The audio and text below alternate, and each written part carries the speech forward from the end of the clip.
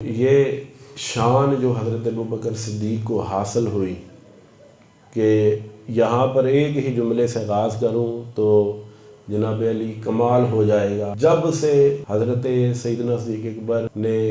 اپنا ہاتھ مصطفیٰ جان رحمت کے ہاتھ میں دیا، ایمان لائے،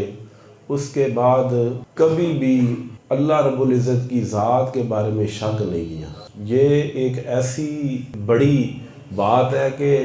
اہل علم اس کی گہرائیوں میں غوطہ لگائیں تو انہیں پتہ چل جائے گا۔ یہاں بڑے بڑے پڑھتے پڑھاتے ہوئے شکار ہو جاتے ہیں شیطان کا، اور خود یہیں سے وہ فرقے بنے، یہیں سے وہ عجیب عجیب تعلیمات نکلی۔ مگر ابوبکر صدیق وہ شخص ہے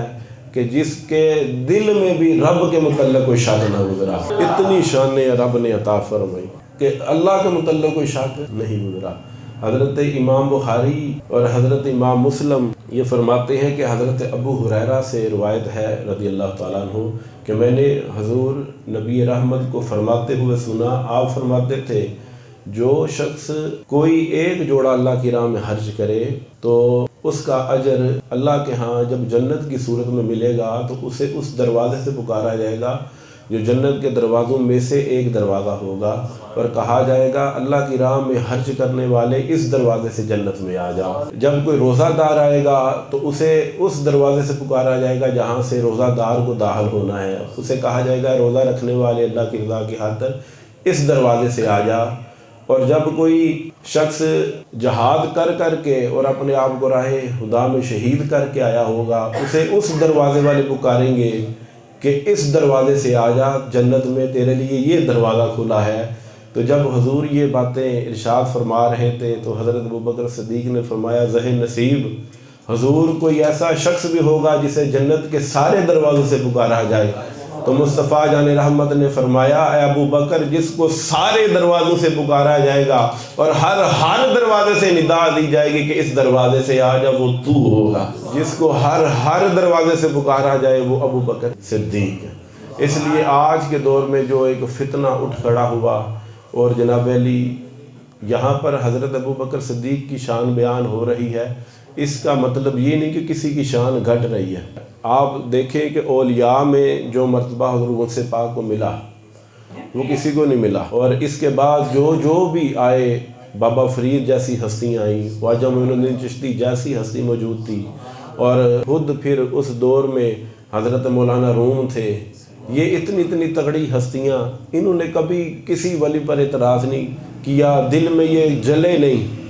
کہ یہ چیز مجھے مل جائے، یہ چیز مجھے مل جائے، ایسا نہیں، بلکہ ان کے نفوس اس درجے پر نکل گئے ہوتے ہیں، اس کی پستیوں سے اور اس کی جو ہے کثافتوں سے وہ اس طرح دور جا چکے ہوتے ہیں کہ وہاں یہ چیزیں نہیں ہوتی کہ میں بڑا اور میں چھوٹا، وہاں سارے اپنے رب کی رضا میں راضی کھڑے ہوتے ہیں۔ اور یہ اولیاء کا حال ہے، ایک دوسرے سے الجھتے نہیں بلکہ ایک دوسرے کی وہ محبت اور احترام کی نگاہ سے دیکھتے ہیں، بلکہ جو حضور غوث پاک کے ساتھ پڑھنے والے تھے، بلکہ جو حضور غوث پاک کو پڑھانے والے تھے، ان میں جو اولیاء تھے انہوں نے بھی گردنیں جھکا دی تھی حضور غوث پاک کے آگے، کیونکہ یہاں پر رب کا حکم دیکھا جائے گا، یہاں پر رب کا حکم دیکھا جائے گا۔ جب رب حکم دے تو اولیاء راضی ہو جاتے ہیں، جو اولیاء راضی ہو جائیں تو پھر یہ حضور کے صحابہ ہیں۔ اولیاء کی تربیت تو یا حضرت خضر فرماتے ہیں، یاد رکھے جنہیں اولیاء میں چن لیا جاتا ہے اونچے مراتب کے لیے، ان کی تربیت جو ہے وہ حضرت خضر فرماتے ہیں، ان کو اپنی نگرانی میں لیا جاتا ہے۔ جیسے اوتاد ہو گئے، یہ ہیں اپنے وقت کے عظیم مشائخ، ان کو حضرت خضر کی نگرانی میں دے دیا جاتا ہے، کیونکہ ان کے کاندھے پر ان قریب بھاری بوجھ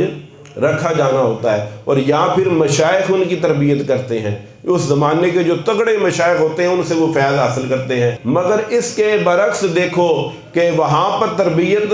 جن کی ہو رہی تھی وہ حضرت ابو بکر ہیں، وہ حضرت عمر ہیں، حضرت عثمان ہیں، مولا علی ہیں، اور جو کر رہے ہیں امام الانبیاء ہیں۔ وہاں تو کوئی کمی ہی نہیں تھی، وہاں تو کوئی عیب ہی نہیں تھا، بلکہ اس کا تصور بھی نہ تھا۔ تو وہاں پھر یہ چیز نہ تھی کہ میں افضل اور وہ افضل، بلکہ جو افضل تھا اس کو افضل مانا جاتا تھا۔ اور سیدنا صدیق اکبر کی افضلیت کے لیے ایک جملہ ہی کہہ دوں کہ جب مصلی پر کھڑا کرنے کا وقت آیا تو حضرت اماں عائشہ نے فرمایا تھا میرے بابا جان کو مصلی پر کھڑا نہ کرے، حضرت سیدنا صدیق اکبر کو مصلی پر کھڑا نہ کرے۔ جب حضور آخری ایام میں بیمار تھے، ان کو مصلی پر کھڑا نہ کریں، یہ نرم دل ہے، یہ جب دیکھیں گے کہ آپ وہاں نہیں تو یہ جو ہے وہ اس مصلی پر کھڑے نہیں ہو سکتے۔ تو اس وقت وہ ایک روایت کے الفاظ ہیں کہ مصطفیٰ جان رحمت نے فرمایا کہ رب صدیق کے علاوہ کسی کے لیے مانتا ہی نہیں۔ یہ شان ہے سیدنا صدیق اکبر کی کہ حضور نے فرمایا کہ میں نے 3 بار سوال کیا کہ مصلی پر علی کو کھڑا کر دوں، اور 3 بار جواب آیا کہ اس مصلی پر ابو بکر ہی کھڑا کیا جائے گا۔ یہ مقام و مرتبہ ہے سیدنا صدیق اکبر کا، اور یہ افضلیت خود رب کی طرف سے آپ کو عطا کی گئی ہے، اور مصطفیٰ جان رحمت کی طرف سے عطا کی گئی ہے، اور خود حضور وصیت لکھتے لکھتے پھر رک گئے۔ یہ بھی ہے کہ فیصلہ پھر امت پر چھوڑ دیا، اور ساتھ اشارہ بھی دے دیا کہ مصلی پر راضی رب ہوگا، صدیق اکبر کے کھڑے ہونے سے ہوگا، اور امت بھی راضی ہوگی، میرے صحابی بھی راضی ہوں گے تو ابو بکر سے ہی ہوں گے۔ یہ ہے اس مرد خدا کی شان کہ جس کی شانیں اور عظمت خود مصطفیٰ نے بیان کی، اور جن کا احترام کرنا سکھایا، اور جن کا ادب کے طریقے اور سلیقے جو ہے وہ صحابہ کو بتائے، اور بلکہ یہاں تک کہ اگر کوئی ان کے آگے چلتا تو حضور ان پر بھی وہ جلال فرماتے۔ حضرت ابو ہریرہ سے ہی دوسری روایت ہے، وہ فرماتے ہیں کہ مصطفیٰ جان رحمت نے ارشاد فرمایا کہ اے ابو بکر، میری امت میں سب سے پہلے جو جنت میں داخل ہوگا وہ تو ہوگا۔ آگے تیسری حدیث ہے کہ حضرت ابو سعید خدری رضی اللہ تعالیٰ عنہ سے روایت ہے کہ تحریر آپ فرماتے ہیں کہ مصطفیٰ جان رحمت نے فرمایا، مجھ پر جس شخص نے اپنی دوستی اور مال سے سب سے زیادہ احسان کیے ہیں وہ ابو بکر ہیں۔ اگر میں اللہ تعالیٰ کے سوا کسی کو اپنا حبیب خلیل بناتا، اگر اللہ کے سوا کسی کو اپنا دوست بناتا تو یقیناً ابو بکر کو بناتا، مگر اخوت اسلام اب موجود ہے۔ یعنی کہ محبت ہے، مگر حضور کی محبت کا حال دیکھیں اپنے رب کے ساتھ، کہ کہا کہ وہ محبت یہ تقاضا کرتی ہے کہ بس میرا محبوب وہی ہو، اور اس لیے میرا محبوب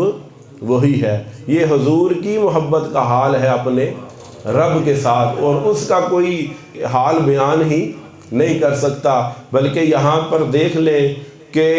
حضور نے جو الفاظ استعمال فرمائے ان میں کتنی گہرائی ہے۔ فرمایا اپنی دوستی اور اپنے مال سے جس نے مجھ پر سب سے زیادہ احسان کیے وہ ابو بکر ہے۔ احسان کا لفظ استعمال یہاں پر جو ہے وہ شان ابو بکر صدیق سمجھی جا سکتی ہے۔